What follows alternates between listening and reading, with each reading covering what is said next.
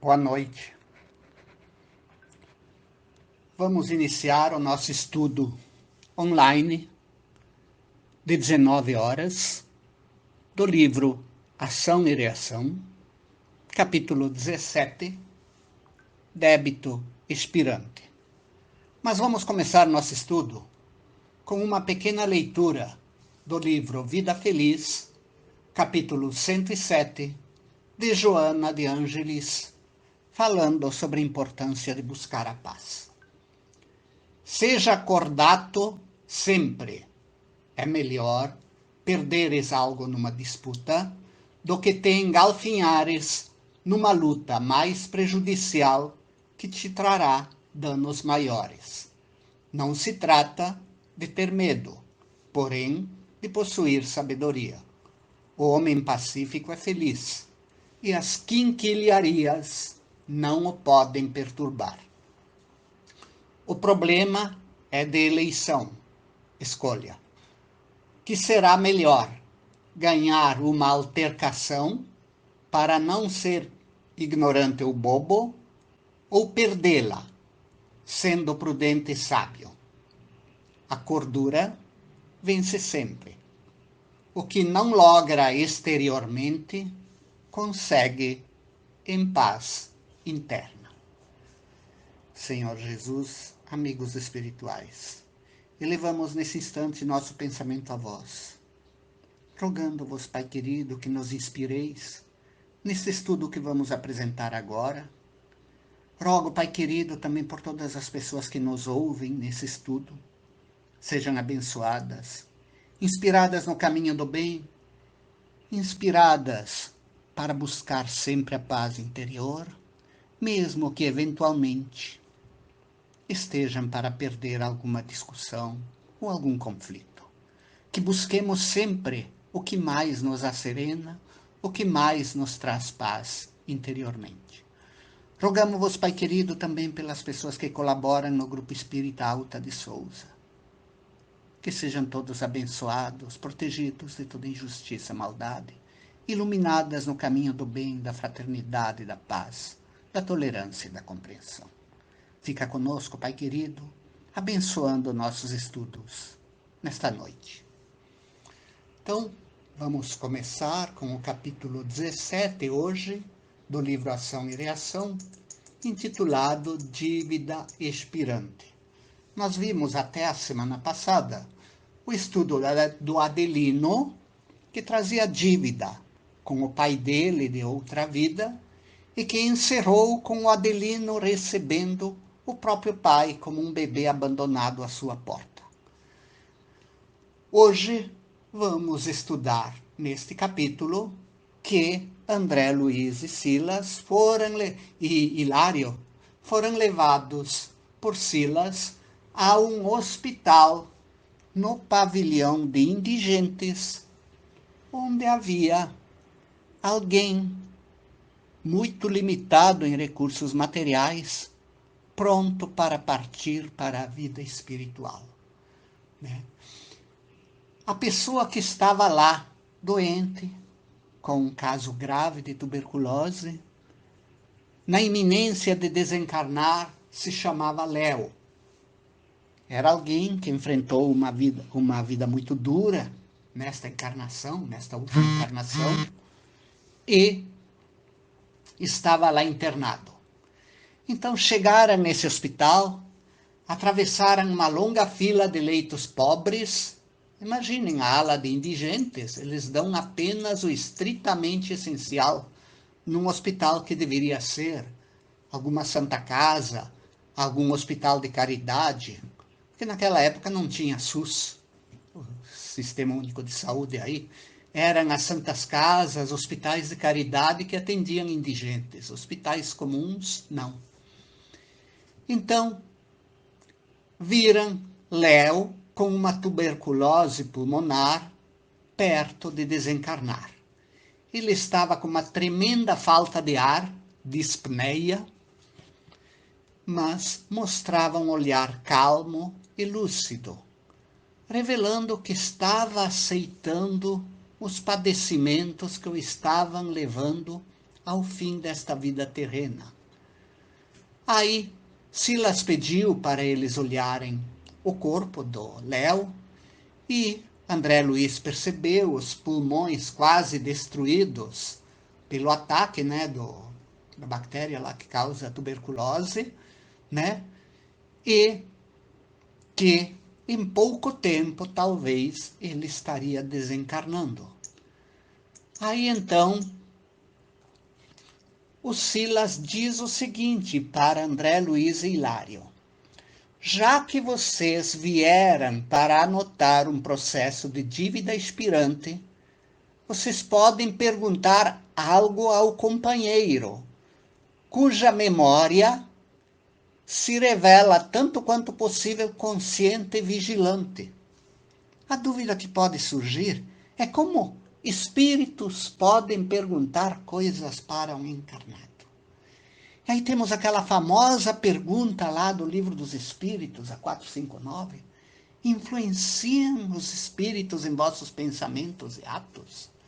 E a resposta é muito mais do que imaginais.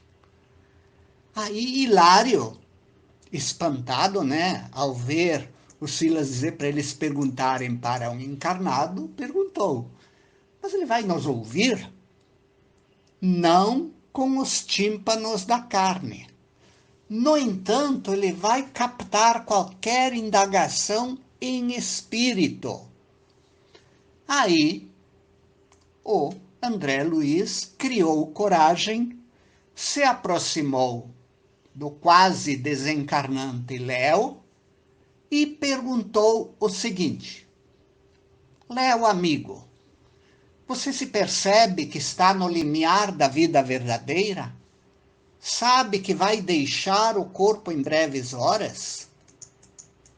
E aí, o Léo, achando que essa pergunta era dele, dentro da cabeça dele, ele pensou a resposta. Ah, sim, a morte. Sei que provavelmente esta noite eu chegarei ao justo fim. E aí o André Luiz continua. Você não tem medo? Aí o Léo respondeu em pensamento. O Léo está encarnado, lembramos disso.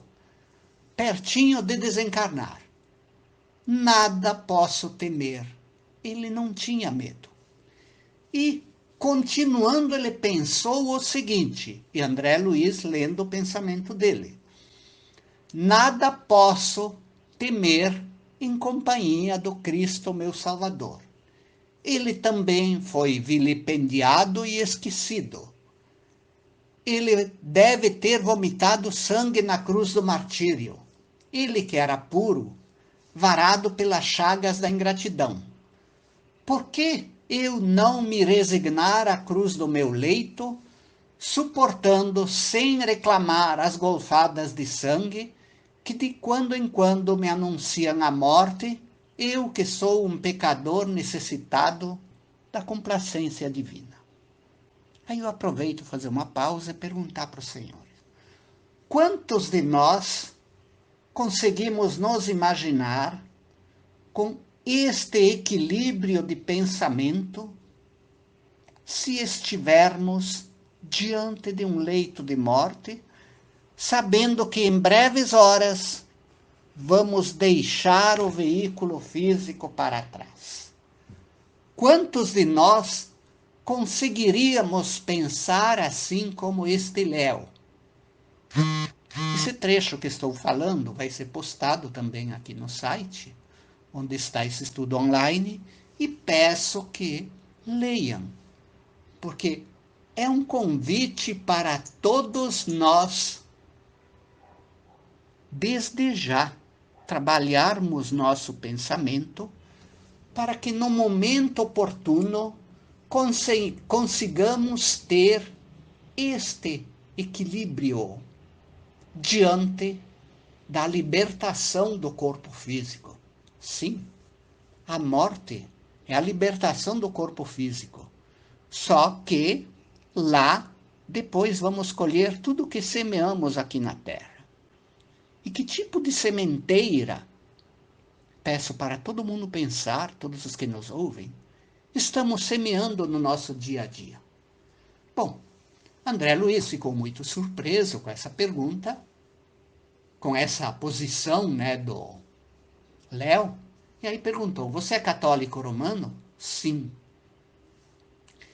E aí o André Luiz retrucou. Notem que o Léo estava ouvindo só em pensamento. Nesta hora tão importante, percebo que seus familiares humanos não têm ninguém aqui. Isso nos faz lembrar os indigentes, a maioria morre sozinho lá no hospital, não tem um familiar do lado deles. E aí o Léo pensa em resposta. Ah, vale a pena eu ler aqui. Meus familiares, meus afetos, meus pais, eles teriam sido meus únicos amigos no mundo. No entanto, quando eu era jovem e enfermo, eles partiram deste mundo. O Léo, a gente vai ver pelo texto, que quando jovem, ele tinha problemas mentais. Aí, ele conta aqui que o irmão Henrique, o irmão dele, quando ele era jovem, ao perceber que ele tinha alguns problemas mentais, na mesma hora, quando os pais faleceram, correu atrás da lei e declarou o Léo incapaz, né? Porque os pais deixaram uma bela herança. E como nós sabemos, perante a justiça, seria metade de cada um. Aí o Henrique quis se apossar dos bens e deserdou o irmão Léo por limitações mentais. Aí ele se fez seu tutor. Aí ele se apossou de todos os recursos e internou o irmão num hospício. Pensemos em quantas pessoas internam. Hoje em dia, a lei é muito mais rigorosa, faz diagnósticos muito mais rigorosos. Mas no passado não faziam. A pessoa chegava e pedia para internar no hospício, eles olhavam. Está perturbado das ideias, botava lá dentro do hospício e esquecia lá. A pessoa era simplesmente despejada num hospício, ao Deus dará. Havia pessoas nobres que cuidavam de pessoas doentes, mas eram poucos. É só pesquisar o que acontecia na primeira metade do século XX e até algum pedaço depois da primeira metade, como eram os hospícios no Brasil. E aí ele continua. Ele se apossou de todos os recursos. Me internou num hospício, lá fiquei largado, só que quando eu estava no hospício eu melhorei. Estou resumindo aqui o texto, porque senão o nosso tempo vai estourar, né? E aí, ele melhorou e o pessoal do hospício mandou ele para fora do hospital, ficou bom. Aí ele tentou voltar para a casa do irmão. O irmão simplesmente não o recebeu. O expulsou de lá. Ele até tentou socorro na justiça. Mas nós sabemos, nossa justiça tem lá suas imperfeições. Ele não conseguiu nada na justiça. Legalmente, o Henrique era o único senhor dos haveres. Aí ele sozinho se viu lançado à rua. Procurou trabalho digno e só encontrou em seu favor a profissão de vigia noturno, onde ele passou a cuidar de um edifício comercial, amparado por um homem caridoso condoído de sua fome. No entanto, aparentemente era uma cidade que tinha inverno, bastante frio, porque de noite ele ficava vigiando o edifício comercial e no frio. E acabou conseguindo uma febre insidiosa, alguma gripe mal curada, deve ter virado tuberculose. E aí, um belo dia, ele caiu fatigado sobre a poça de sangue, né? E aí, pessoas o levaram para o hospital. Aí André Luiz, muito triste com essa notícia de ver que o Henrique não quis saber nada do Léo, perguntou mentalmente: e que opinião você tem acerca do Henrique? Você tem mágoa dele? Aí o Léo ficou pensando, vieram lágrimas nos olhos e pensou o seguinte: pobre Henrique, não deverei antes lastimá-lo? Acaso algum dia ele não vai morrer também? De que valeu ele se apropriar de tudo, se um dia ele também vai sair do corpo?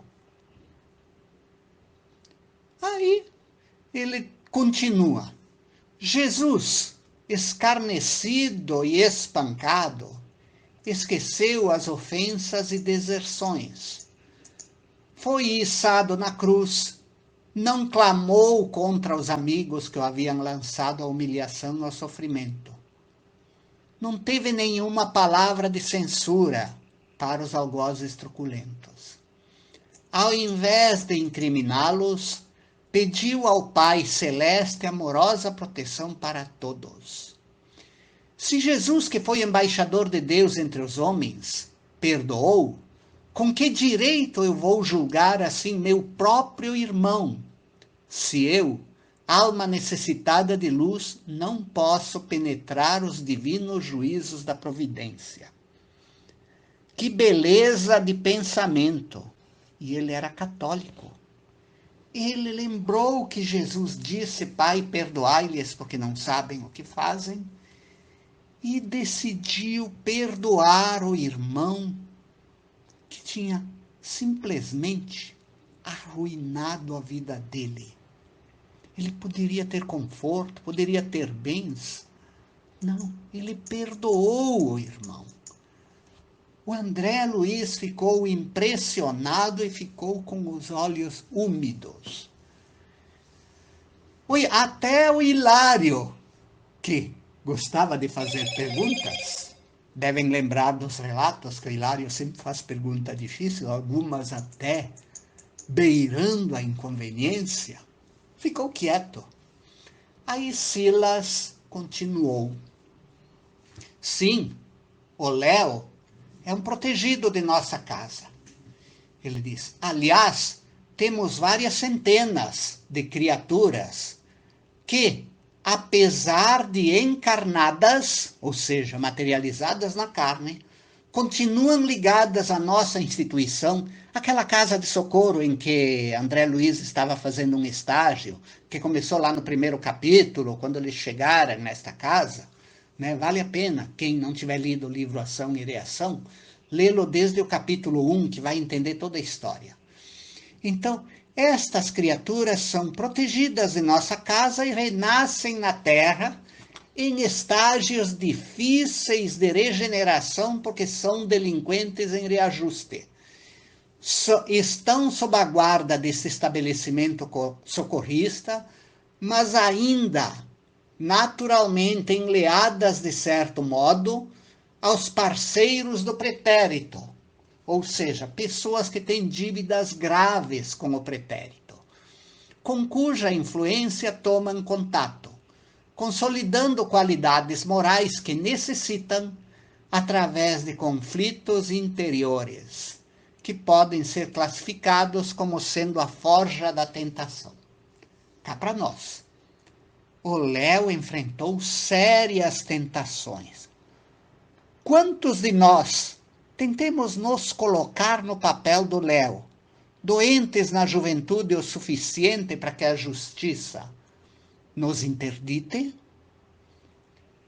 Quando o irmão pode, nos internando num nosocômio, num hospício, e quando ficamos bons, não nos recebe e a justiça ignora totalmente nossas demandas. Quantos de nós teríamos o equilíbrio que o Léo teve? E depois ainda arranja uma doença, né? Aí Hilário diz: como é belo apreciar o amor paternal de Deus que a tudo atende no lugar próprio, né? Aí o Silas diz: sem dúvida, A lei de Deus determina o progresso e a dignidade para todos. Saibam vocês que, via de regra, os desencarnados que se asilam na mansão constituem grande ajuntamento de criminosos e viciados. E depois ele tece mais algumas explicações e, na próxima sexta-feira, os senhores irão ver o desfecho desta história.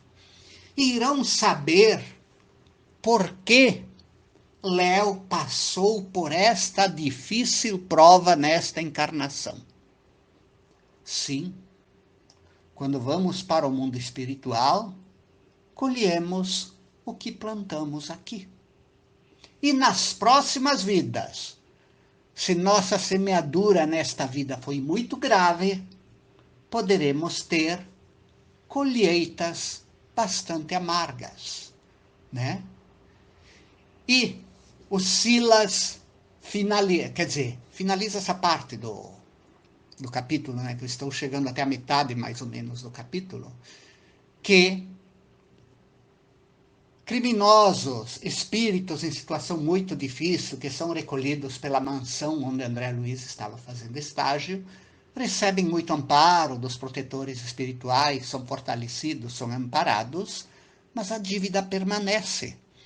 Eles, no momento oportuno, reencarnam e aqui na Terra passam por provas similares àquilo onde erraram em vidas passadas. Mas vamos deixar o restante para a pessoa que vai apresentar o estudo na próxima sexta-feira e vamos fazer a nossa prece de encerramento deste pequeno estudo. Senhor Jesus, amigos espirituais, muito vos agradecemos pela oportunidade de participar deste estudo. Vos rogamos, Pai querido, vossas bênçãos, vossa proteção, vosso amparo, a todos nós, a todas as pessoas que nos ouvem, a todas as pessoas que frequentam o Grupo Espírita Alta de Souza, enfim, a toda a humanidade, para que nos tornemos melhores, para que aprendamos, Pai querido, a efetivamente só fazer aos outros aquilo que gostaríamos que os outros nos fizessem, e a nunca fazer aos outros o que não gostaríamos que os outros nos fizessem. Fica conosco, Pai querido, e assim sendo, em vosso nome, de Alta de Souza, da equipe espiritual que tanto nos auxilia em nossa casa, encerramos este pequeno estudo. Assim seja.